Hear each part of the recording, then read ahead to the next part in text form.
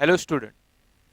In last class what we seen that time periods for different problems. But त्या problem मध्ये last class मध्ये rotational plus ऑसिलेशनचं combination पाहिलं होतं.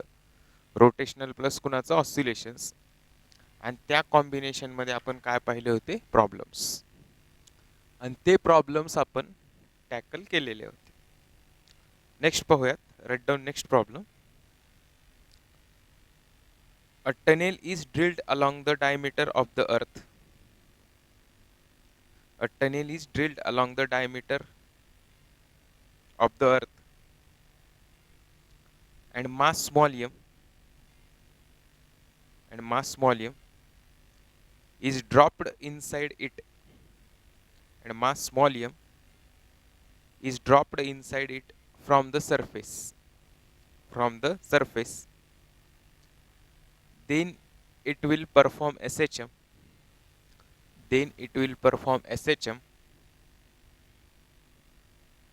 find its time period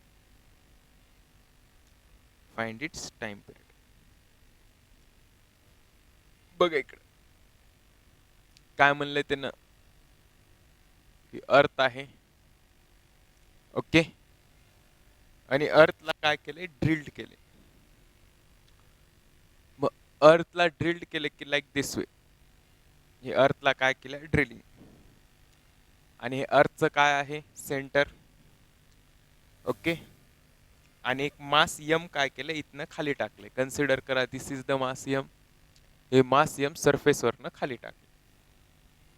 आणि काय म्हणले this mass M executing SHM. Executing SHM म्हणजे हे काय होते mass M up down up down up down म्हणजे एक्झिक्युटिंग काय व्हायले SHM. कन्सिडर करा हे मास कुठं आलं इथं आलं. हे मास इथं आलं म्हणजे किती डेप्थला आलं डी डेप्थला. म्हणजेच सेंटर म्हणजेच आपली कोणती पोझिशन असेल मीन पोझिशन पासून किती डिस्टन्सवर आलं इथून इथपर्यंत काय असेल रेडियस. वरचं डी गेलं तर एवढं काय झालं आर मायनस डी. मग सेंटरपासनं किंवा मीन पोझिशनपासनं जे काही डिस्टन्स असतं त्यालाच काय म्हणतो आपण डिस्प्लेसमेंट. म्हणजे आर मायनस डी ही काय झाली डिस्प्लेसमेंट. लक्षात. मग आता बघा ह्याच्यावरती फोर्स कसा काढणार. ह्याच्यावरती फोर्स मी कालच्याच क्लासला सांगितलं. जी ची व्हॅल्यू असते व्हॉट आय एम सेइंग जी ची व्हॅल्यू असते या पॉइंटला डेप्थ पॉइंटला जी ची व्हॅल्यू काय असते GD. मग ह्याच्यावरचा फोर्स काढूयात. ह्याच्यावरचा जो फोर्स असेल रिस्टोरिंग फोर्स कसा काढायचा. Restoring force mass of the particle into the present value of G at that point. What I am saying कुठला पण फोर्सचा फॉर्म्युला ग्रॅव्हिटेशन मध्ये काय असतो मास इंटू जी म्हणजे काय असतं value of acceleration due to gravity present at that point. मग या पॉइंट हा इनसाइडला आहे डेप्थला म्हणजे इथे जी ची व्हॅल्यू कोणती प्रेझेंट असेल GD. मग इथं जो काही रिस्टोरिंग फोर्स असेल हा रिस्टोरिंग फोर्स काय असेल M इंटू GD हा काय झाला रिस्टोरिंग फोर्स. ओके. मग हा रिस्टोरिंग फोर्सला आता बघा या रिस्टोरिंग फोर्सला मी कसं टॅकल करणार GD म्हणजेच काय असतं M into G into 1 minus D by R. This is the expression for GD. हे एक्सप्रेशन कोणासाठी झालं GD साठी. So mg into cross multiplication करा. Cross multiplication R minus D upon काय झालं R. Now what will be this one mg into आत्ताच बघितलं आपण R मायनस D म्हणजेच काय असतं Y अपॉन काय आलं R. So this is the force. मग मला सांगा कुठलाही फोर्स जो असतो हा काय असतो K इंटू वाय. मग आता नीट इक्वेट करा. रिझल्टंट फोर्स जो असतो किंवा रिस्टोरिंग फोर्स जो असतो हा रिस्टोरिंग फोर्स काय असतो K इंटू वाय. मग इथं बघा हे mg बाय R जे आहे हे कुणाच्या अॅनालॉगस आहे K च्या. मग ह्याच्यावरनच मला K इज इक्वल्स टू काय लिहिता येतं mg upon R. Now what will be time period. कालच्याच क्लासला टाइम पिरियड पाहिलं 2 pi under root what is time period M by K. So what is 2 pi under root mass काय आहे यमच K mg upon R. M get cancel. So 2 pi अपॉनचा R वरी गेलं. So 2 pi R by G. This is the expression for time period. Expression कोणासाठी आलं time period साठी. Okay. नीट बघा एकदम सिंपल आहे. काय पाहिलं होतं आपण हे अर्थ सरफेस आहे आणि along the diameter tunnel drill केली.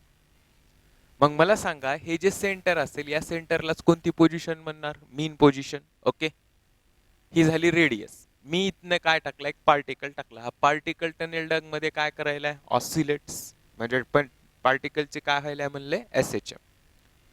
मग मला सांगा हा पार्टिकल खाली पकडला मी थोडस डी डिस्टन्स न खाली इथं पकडला. मग इथं पकडल्यानंतर त्याचं मीन पोझिशन पासूनच डिस्टन्स किती झालं? R minus D. एवढं R आहे एवढं डी. R मधनं डी गेलं. R मायनस डी हीच काय झाली? डिस्प्लेसमेंट. मग या पार्टिकल वरती फोर्स कोणता फोर्स लागत असतो? Restoring force. That restoring force means force brings back particle to the mean position. मग इथं जो काही रिस्टोरिंग फोर्स लागत असतो हा रिस्टोरिंग फोर्स म्हणजेच कोणता फोर्स असतो? Mind it. हा restoring force is nothing but gravitational force. हा फोर्स कोणता असतो? Gravitational force. मग हा ग्रॅव्हिटेशनल फोर्स काय असतो? M into GD. Mass into G at depth D. So M into GD ची value G into 1 minus D by R cross multiplication R minus D by R. आताच बघितलं आपण R minus D center पासनच म्हणजे mean position पासनच जे काही पार्टिकलचं distance असेल त्यालाच काय म्हणतो? Displacement. So R minus D will be Y. So R minus D च्या इन्स्टेड काय लिहिलं? Y. So mg into Y by R. Now equate it restoring force ky. So mg by r is nothing but mg by r कुणाच्या equivalent असेल? k च्या. So now what will be the value of k? K is nothing but mg by r. Now substitute t equals to 2 pi under root m by k. Instead of k value ठेवा mg by r. m get cancel. Upon r वरी गेलं time period 2 pi under root r by g. मग आता हा माहित आहे सर्वांना r म्हणजे काय असतं? Radius of earth. Radius of earth किती असते? 86400 किलोमीटर. ओके, नाही नाही 6400 किलोमीटर. त्याच्यानंतर नेक्स्ट जी ची व्हॅल्यू 9.8. ह्या जर व्हॅल्यू सबस्टिट्यूट केल्या तर टाइम पिरियड किती येत असतो? 84.6 मिनिट. म्हणजे टाइम पिरियड किती आला? 84.6 minute. This is the time period of the oscillation of that body. त्या बॉडीचा काय असेल? ऑसिलेशनचा टाइम पिरियड. ओके, मग आता बघा याच प्रॉब्लेम मध्ये आणखी थेरॉटिकल क्वेश्चन्स मध्ये थोडंसं ट्विस्ट करून विचारत असतात. थोडंसं काय करून विचारत असतात? ट्विस्ट करून विचारत असतात. मग आता थोडंसं ट्विस्ट करून कसं विचारत असतात? आता नीट लक्षात घ्या. मला सांगा ही बॉडी कुठून टाकली? सरफेसवरनं. ओके, ही बॉडी कुठून टाकली? सरफेसवरनं. आता मी काय करतो? टनेल डग मध्ये बॉडी टाकताना instead of surface what I am saying inside the tunnel dug. Body टाकते वेळीस हे बॉडी टाकते वेळी इनसाइड द टनेल डग मी ही बॉडी टाकते वेळी कुठून टाकली? H हाईट वरनं. कुठून टाकली? H हाईट वरनं. नीट बघा, हे त्या ह्याचं काय झालं? मीन पोझिशन म्हणजे सेंटर. आणि बॉडी टाकते वेळी मी कुठून टाकली? H हाईट वरनं. मग H हाईट वरनं जर बॉडी टाकली मी तर ही बॉडी काय करेल? Execute oscillation. एक्झिक्यूट काय करेल? Oscillation. But it is not the SHM. ती SHM नसेल. ती कोणती मोशन असेल? फक्त oscillation. It is not the SHM, it is oscillatory motion. आता काही जण म्हणतील सर सरफेसवरनं टाकली. सरफेसवरनं टाकली तर ऑब्विसली ही काय आहे? SHM. आणि हीच बॉडी जर instead of surface me H height वरनं टाकली तर ही काय असेल? Not the SHM, it is oscillatory motion. Okay, not the SHM, it is कोणती मोशन असेल? ऑसिलेटरी. हा थेरी क्वेश्चन विचारतात. मग आता ही ऑसिलेशन हे ऑसिलेशन कसे असतात? व्हॉट आय एम सेइंग हे ऑसिलेटरी मोशन्स कसे असतात? बघा आता तुमची ही पोझिशन कोणती झाली? Extreme position. ओके, मग तुमचे जे काय ऑसिलेशन्स होणार आता इथून पुढे जे काय ऑसिलेशन्स होणार पार्टिकल इथे येणार, इथून पार्टिकल इथं, इथून इथं, इथून इथं. तुमच्या या एक्स्ट्रीम पोझिशनला पार्टिकल परत यायला आहे का? बिलकुल नाही. एक्स्ट्रीम पोझिशनला पार्टिकल येत नाही.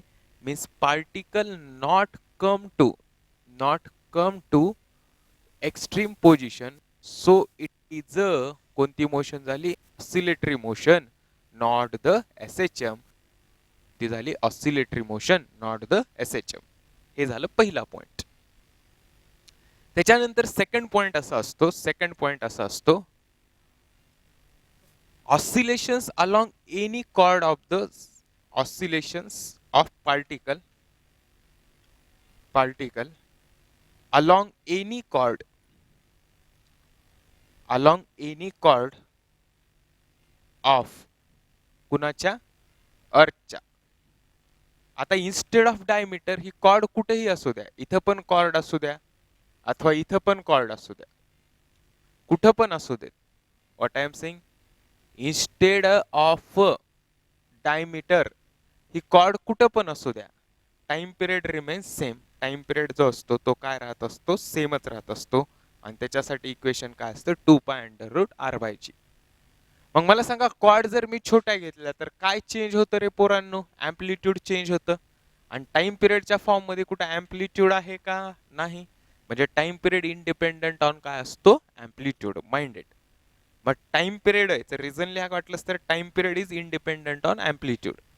मग आता बघा, ही छोट्या कॉर्ड आहेत म्हणजे ह्याचा अँप्लिट्यूड जास्त आहे, ह्याचा अँप्लिट्यूड कमी, ह्याचा आणखीन कमी, म्हणजे अँप्लिट्यूड व्हॅरी होतं. आणि टाइम पिरियड इंडिपेंडंट ऑन काय असतो, अँप्लिट्यूड. अँप्लिट्यूडवर टाइम पिरियड डिपेंड करतो का, नाही.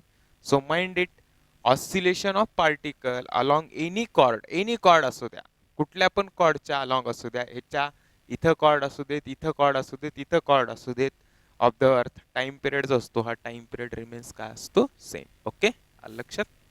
नेक्स्ट.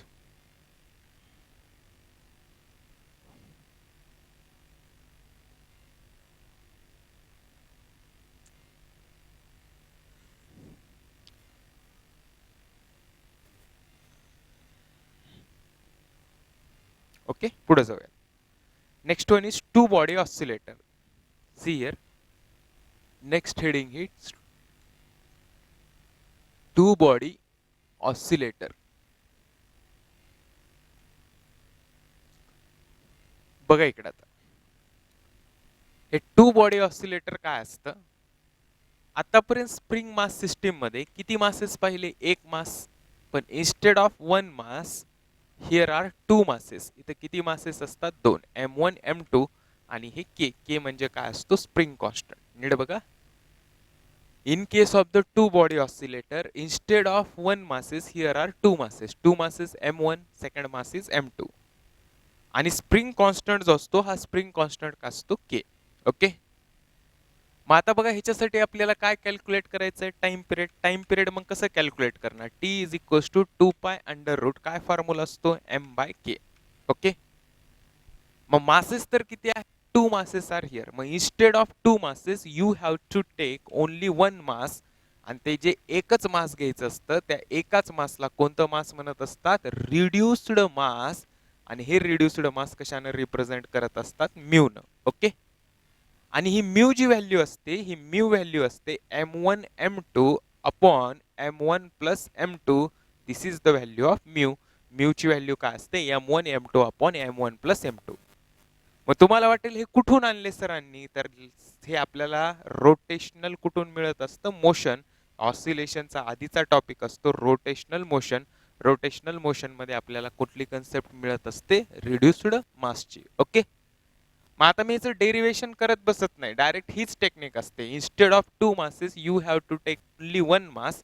आणि ते मास म्हणजेच कोणतं मास असेल, रिड्युस्ड मास. मग टाइम पिरियडचा फॉर्म्युला काय झाला, 2π√μ/k. So 2π√μ means what, M1 M2 upon M1 plus M2 into काय असेल, K. This is the expression for time period for two body oscillator. Two body oscillator नावातच मिनिंग आहे, दोन bodies असतात आणि दोघांना एक स्प्रिंग अटॅच असते आणि ज्याचा की स्प्रिंग कॉन्स्टंट के असतो. आणि दोघांचे काय होत असतात, ऑसिलेशन्स. दोघांचे काय होत असतात, ऑसिलेशन. आणि या ऑसिलेशनचा टाइम पिरियड असतो 2π√M1 M2 upon M1 plus M2 into के. लक्षात. नीट बघा इकडं, एक मास M1 आहे, स्प्रिंग अटॅच केली, spring constant K. Second mass आहे M2. मग time period 2π√m/k. No what is this M. M म्हणजे काय, reduced mass. Reduced mass means mu.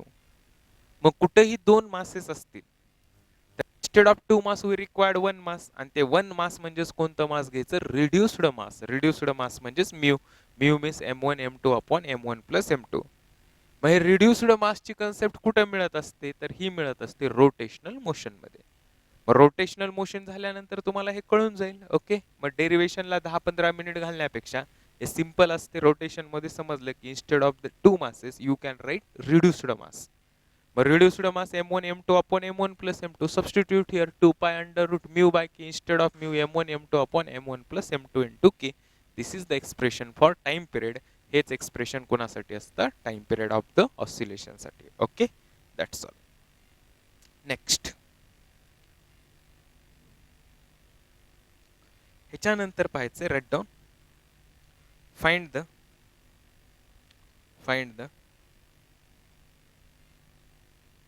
time period. Find the time period of spring mass system.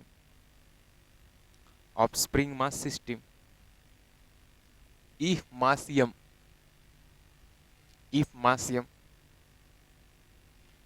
is partially dipped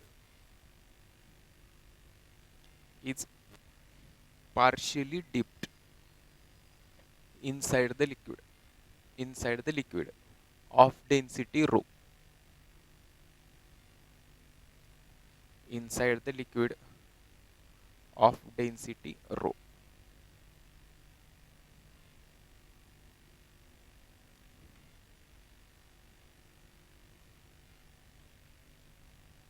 नीट बघा इकडं, हे मास m आहे आणि ज्याचा की एरिया ऑफ क्रॉस सेक्शन. नीट लक्षात घ्या, area of cross section of mass. A काय आहे? मासचा area of cross section. Rho 2 point महत्वाचे आहेत, ते लिहितो मी. डेन्सिटी ऑफ लिक्विड आणि के हा काय असेल? Spring constant. बघा, कालच्या क्लासमध्ये पाहिलं होतं. काय पाहिलं होतं कालच्या क्लासमध्ये? पटकन सांगायचं. कालच्या क्लासमध्ये काय पाहिलं होतं? हे जर completely dipped inside the liquid असेल, कम्प्लिटली म्हणतोय, आता इथं कसं आहे? पार्शियली. हे completely dipped inside the liquid असेल तर टाइम पिरियड काय असतो? 2 pi under root m by k. What I am saying? हे जर कम्प्लिटली डीप्ड इनसाइड लिक्विड असतं तर टाइम पिरियड काय असतो? 2 pi under root m by k.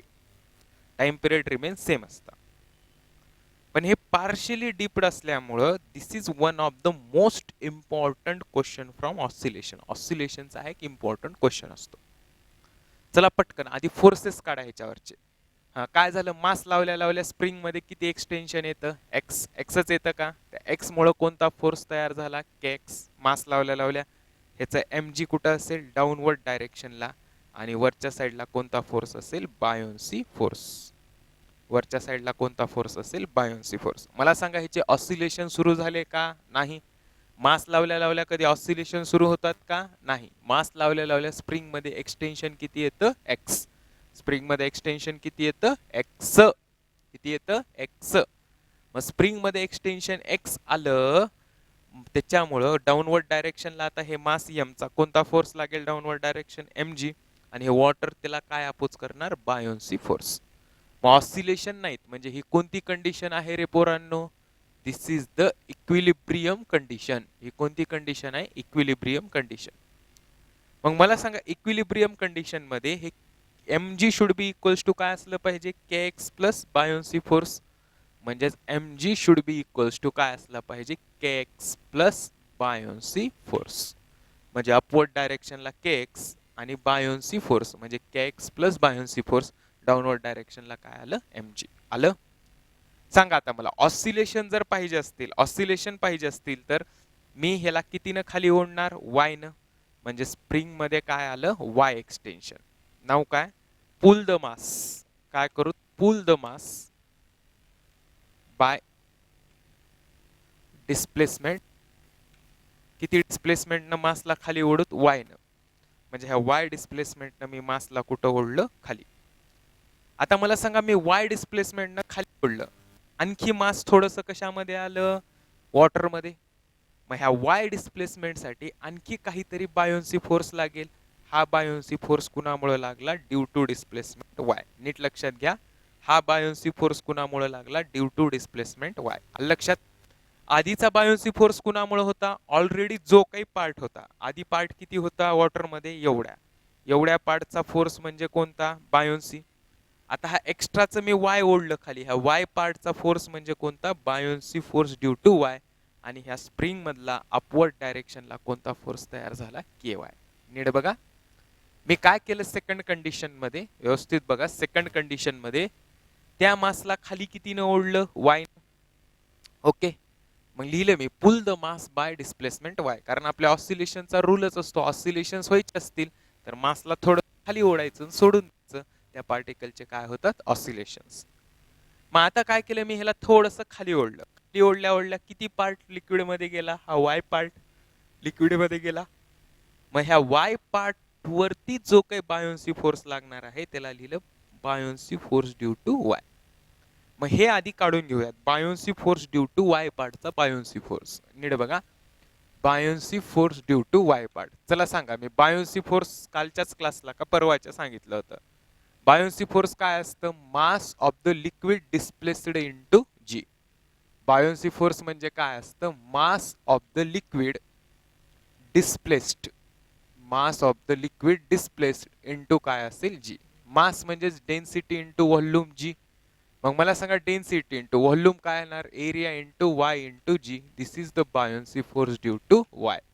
आता बघा हे व्हॉल्यूम साठी मी काय लिहिलं, व्हॉल्यूम साठी एरिया इंटू लेंथ. किती लेंथ यायली आहे, किती volume, area of cross section, आणि किती लेंथ लिक्विड मध्ये यायली आहे, वाय लेंथ लिक्विड मध्ये यायली आहे.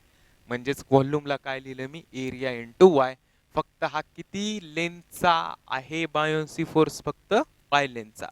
पण व्हॉल्यूम पण एरिया इंटू किती लेंथ साठी काढायला, वाय, म्हणून त्याच वाय न काय केलं, मल्टिप्लाय. ओके, मग आता नीट बघा, बायोन्सी फोर्स ड्यू टू व्हॉल्यूमला ए इंटू वाय लिहिलं, मग buoyancy force due to Y काय आलं, rho A Y G. Okay, चला आता रिझल्टंट फोर्स लिहूयात किंवा नेट फोर्स रिस्टोरिंग फोर्स लिहूयात. डाऊनवर्ड डायरेक्शनला कोण, एम जी, मायनस अपवर्ड डायरेक्शनला के एक्स, मायनस दुसरं के वाय, मायनस दुसरं buoyancy force due to Y, buoyancy force due to Y, minus दुसरं कोणतं, बायोन्सी फोर्स, आधीचा buoyancy force F B. Value substitute करा, एम जी, एम जी लाच काय लिहिता येतं, k x plus F B. M g लाच काय लिहिता येतं, k x plus F B. या एम जी साठीच मी काय लिहिलं, k x plus F B. चला बघा काय काय कॅन्सल होतं, plus k x minus k x cancel, plus F B minus F B cancel. Now substitute value, resultant force is equals to minus K Y minus buoyancy force due to Y, rho A Y G. So काय आलं common ह्याच्यामधनं, minus Y common आलं, आता उरलं K plus rho A G, K plus rho A G. This is the resultant force.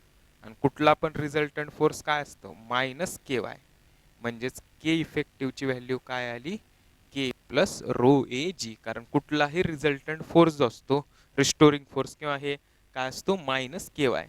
Y ला y analogue आहे, k इफेक्टिव्हला analogous k plus A rho g. So write down time पिरियडचा formula 2 pi under root m by k. So instead of m substitute 2 pi under root m by, instead of k what you have to substitute, k plus rho a g.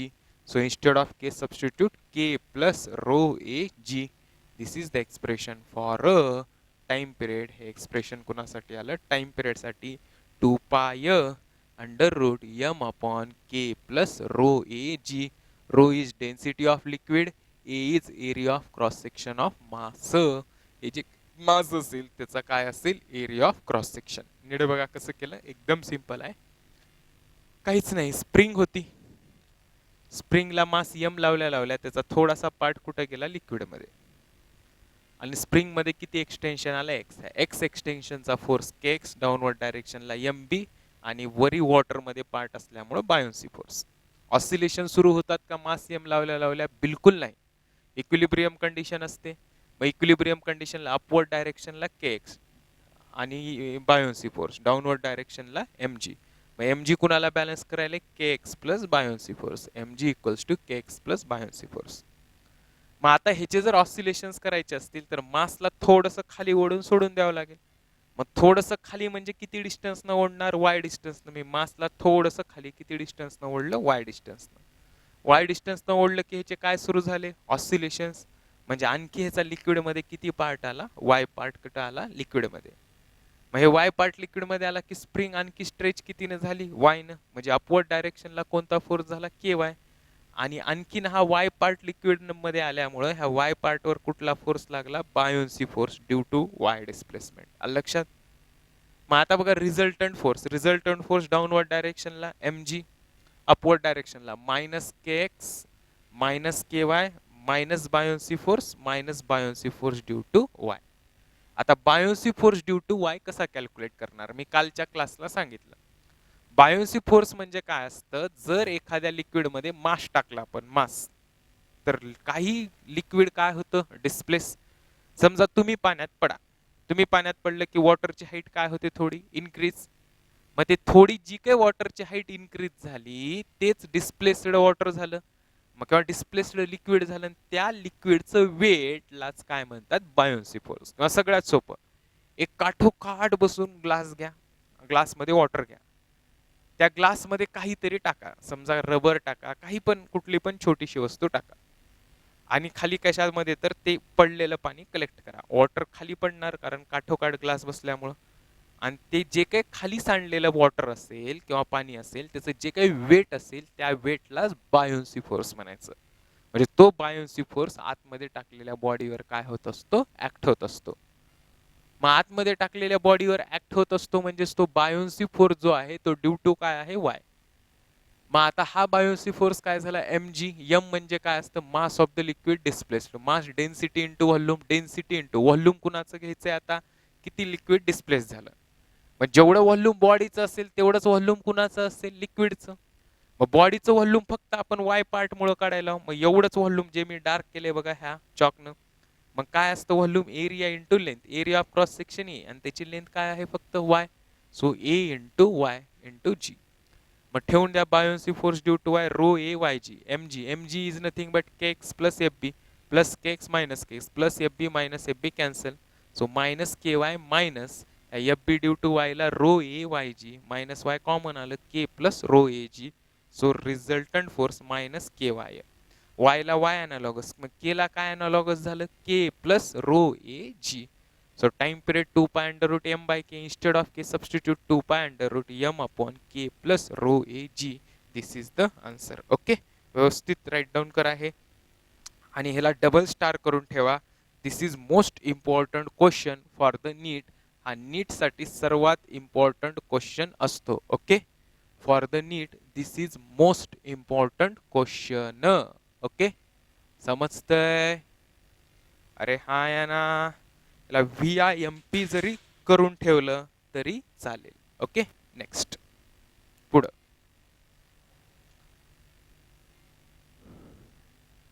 आता बघा ह्याच्यामध्येच थोडस काय विचारतात ते,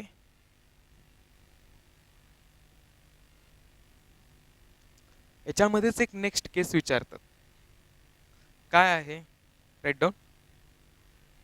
अ time period of floating body, a time period of floating body.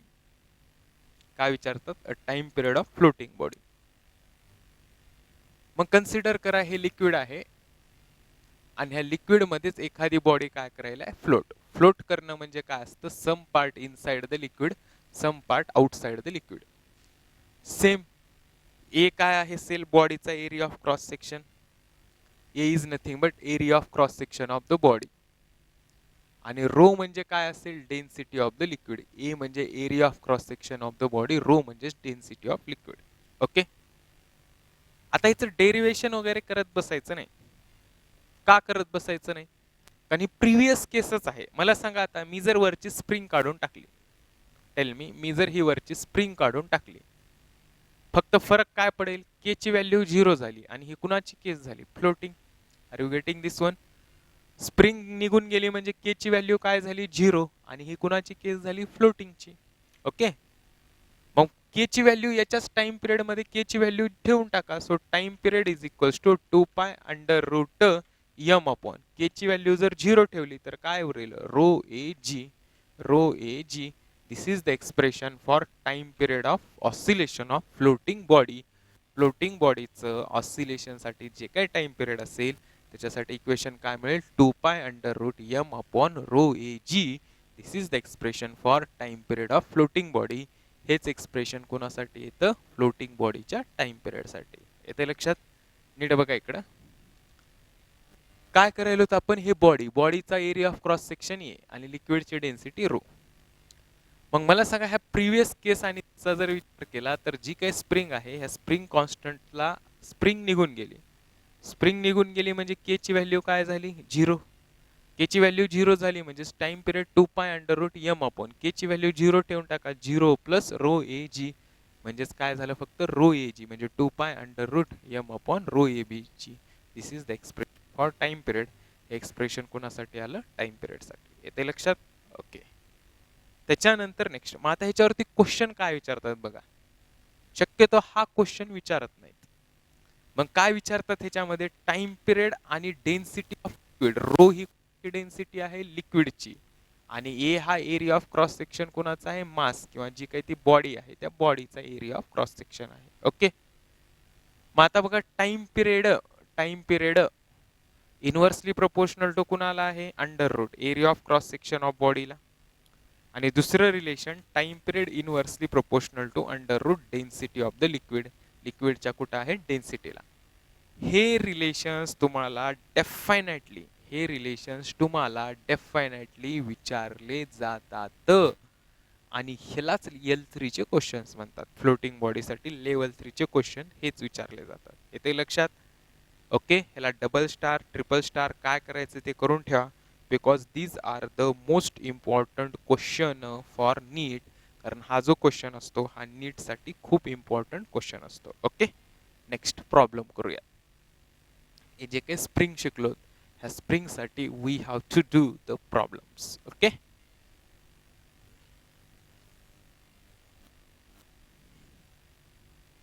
Right the problem. A light vertical spring stretched by 2 centimeter. A light vertical spring stretched by 2 centimeter.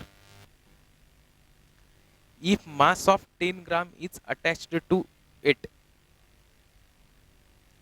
If mass of 10 gram is attached to it.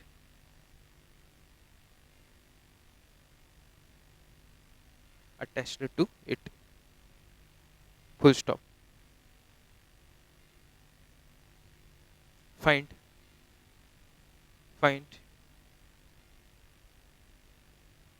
time period. Find time period of its oscillation. Find time period of its oscillation. Okay.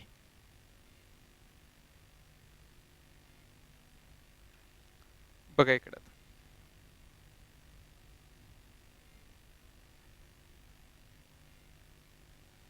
लावा डोकं थोडस. Spring आहे, स्प्रिंगला मास m लावलंय आणि m लावलं की ह्याच्यामध्ये किती स्ट्रेचिंग आली, x. मग टाइम पिरियडचा तर फॉर्म्युला काय असतो, 2π√m/k. m माहित आहे, k माहित आहे का, नाही. पण मला सांगा की मास कनेक्ट केल्या ऑसिलेशन्स होतात का, नाही. ऑसिलेशन्स होत नाहीत तर ती कोणती कंडिशन असते, इक्विलिब्रियम कंडिशन. मग इक्विलिब्रियम कंडिशन साठी माहित आहे आपल्याला, इक्विलिब्रियम कंडिशन साठी mg काय असतं, kx. मग ह्याच्यावरून k ची व्हॅल्यू काढून घ्या, mg/x. व्हॅल्यू ठेवा मास किती दिले पोरांनो, how much mass is given, 10 ग्राम. 10 ग्राम म्हणजे 10 × 10⁻³ ग्राम. g as it is. x किती दिले, 2 सेंटीमीटर, 2 × 10⁻². हे -2 वरी जाऊन +2, हे +2 आणि g कॅन्सल, 2 5 जा म्हणजे k किती आला, 5 न्यूटन पर मीटर. k किती आला, 5 न्यूटन पर मीटर. k चं युनिट न्यूटन पर मीटर. हा काय आला, k. ओके. मग k आल्यानंतर व्हॅल्यू सबस्टिट्यूट करा, 2π√m 10 ग्राम. 10 म्हणजे 10 × 10⁻³ अपॉन k. k किती आलाय, 5. Now do this calculation. हे कॅल्क्युलेशन करा, आन्सर काय मिळतं बघा. You will get answer. Calculation केल्यानंतर मी डायरेक्ट आन्सर लिहितो ह्याचं. कॅल्क्युलेशन्स करत बसत नाही. याचा आन्सर मिळतं 9 pi into 10 raise to minus 2 सेकंद. 10 रेज टू मायनस 2 सेकंद. बघा हेच आन्सर करेक्ट येतं का? Time period 9 pi into 10 raise to minus 2 सेकंद. Okay, right now. Next problem. A spring balance has spring constant K. A spring constant K which reads a spring balance have spring constant K which reads 0 to 50 kg, which reads 0 to 50 kg, and length of scale is 20 centimeter, and length of scale is 20 centimeter. Find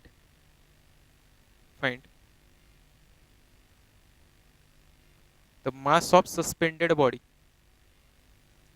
Find mass of suspended body if its time period is 0.6 second. Find mass of suspended body if its time period is 0.6 second. Okay, स्क्रीनला pause करा आणि प्रॉब्लेमला try करा. स्क्रीनला pause करा आणि प्रॉब्लेमला try करा.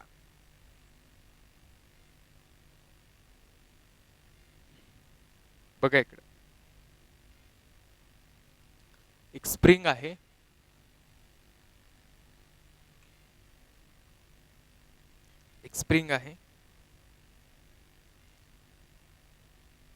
आणि या spring read किती करू शकतं? मास 0 to 50 kg. 0 to 50 kg. मग हे मास लावलं की ह्याच्यामध्ये काय होणार? स्ट्रेचिंग. आणि ह्याच्यामध्ये जी काही स्ट्रेचिंग होणार ते कितीपर्यंत होणार? 0 to 20 सेंटीमीटर.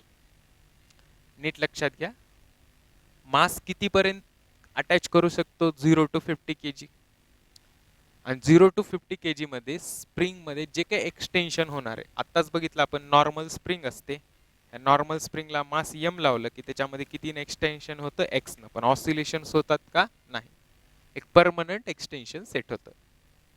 मग तसंच याची कॅपॅसिटी किती आहे? 0 ते 50 ची.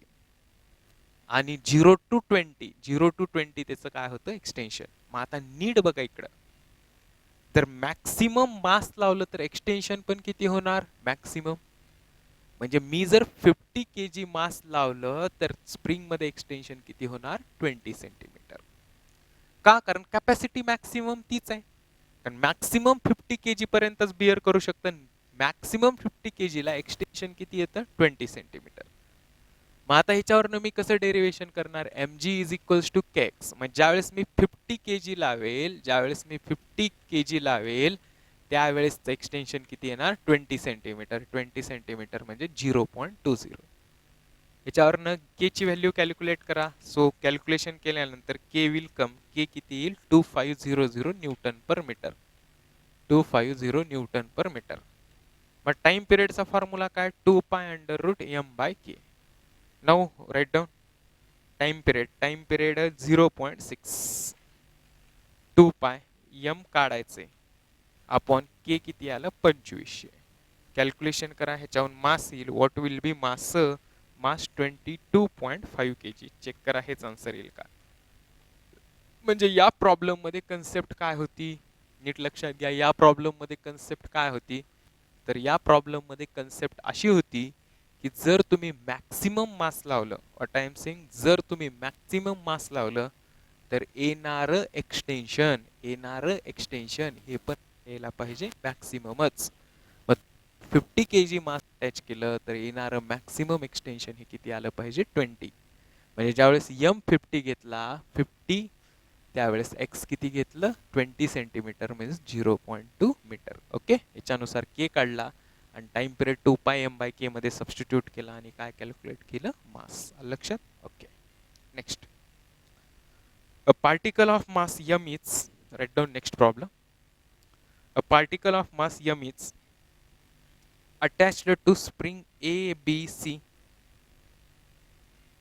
Attached to spring ABC. Each have spring constant K. attached to spring A, B, C each have spring constant A, spring constant K, capital K. If mass M is displaced against point A, if mass small m is displaced against A, the time period of oscillation will be, the time period of oscillation will, diagram दिलाय, draw this diagram.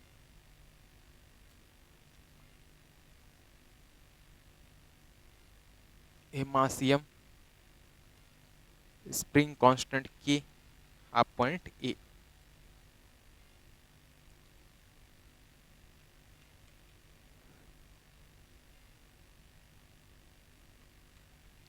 हा B, हा C आणि दोन्ही मधला angle किती दिलाय 90.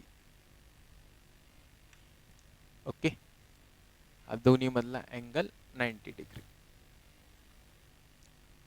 आपण spring constant के, याचा आपण स्प्रिंग कॉन्स्टंट के. बघा नीट इकडे. आता काय केले की या मास m ला अगेन्स्ट द कुणाच्या ए पॉइंटच्या, अगेन्स्ट द ए पॉइंटच्या डिस्प्लेस केले. आता मला सांगा अगेन्स्ट द ए पॉइंटच्या म्हणजे मी ह्या m ला वरी नेलं, ह्या m ला वरी कितीने नेलं x न, म्हणजे ह्या m ला वरती मी कितीने नेतो x डिस्प्लेस न वरती नेलं. लक्षात. टेल मी ह्या स्प्रिंग मध्ये काय असेल, या स्प्रिंग मध्ये पटकन सांगा. एक्सटेन्शन, ह्या स्प्रिंग मध्ये कॉम्प्रेशन, या स्प्रिंग मध्ये कॉम्प्रेशन. हे रिजिड एंड आहेत म्हणून कॉम्प्रेशन कॉम्प्रेशन, ह्याच्यामध्ये एक्सटेन्शन. सांगा बरं आता ह्या बी आणि सी मध्ये, ह्याच्यामध्ये एक्सटेन्शन किती झालं के एक्स. मग ह्याचा रिस्टोरिंग फोर्स लिहून टाकतो. रिस्टोरिंग फोर्स काय झाला ह्याचा के एक्स. लक्षात. ह्याचा रिस्टोरिंग फोर्स काय झाला के एक्स. मग आता मला नीट विचार करून सांगा, डिस्प्लेसमेंट मी एक्स न केले वरती एक्स न, तर मला या स्प्रिंग आणि या स्प्रिंग मध्ये डिस्प्लेसमेंट एक्स न होईल का. नाही.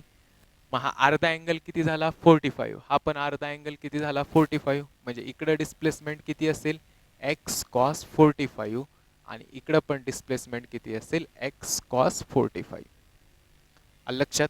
इकडे डिस्प्लेसमेंट झाली एक्स कॉस 45, इकडे डिस्प्लेसमेंट झाली एक्स कॉस 45.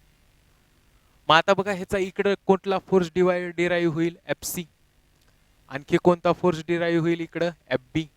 कोणते फोर्स झाले हे रिस्टोरिंग फोर्स. हा कोणता झाला एफ सी, हा कोणता झाला एफ बी. मग चला आता अलॉंग दिस लाईन ह्या एफ सी एफ बी चे कॉम्पोनंट घेऊयात. एफ सी चा कॉम्पोनंट कोणता येईल बघा 45 च्या साईडचा एफ सी कॉस 45. दुसरा कोणता येईल एफ बी चा, हा पण अँगल 45 म्हणजेच कोणता येईल एफ बी कॉस 45. चला लिहून टाका. अलॉंग दिस लाईन टोटल फोर्स काय असेल. Along this line what is resultant force. परत एकदा डायग्रामला नीट सांगतो, परत एकदा नीट ऐका. मी काय केलं या मास m ला कितीनं वरती डिस्प्लेस केलं, कितीनं वरती डिस्प्लेस केलं एक्स न. मग मला सांगा या स्प्रिंग मध्ये आणि या स्प्रिंग मध्ये एक्स न कॉम्प्रेशन असेल का. नाही. त्याचे कॉम्पोनंट्स घ्या. हा 90 दिलाय म्हणजे हा 45, हा 45. इकडे किती असेल कॉम्प्रेशन एक्स 45, इकडे कॉम्प्रेशन किती असेल एक्स 45. म्हणजे डिस्प्लेसमेंट वेक्टर क्वांटिटी असते म्हणून component displacement cos 45, displacement cos 45.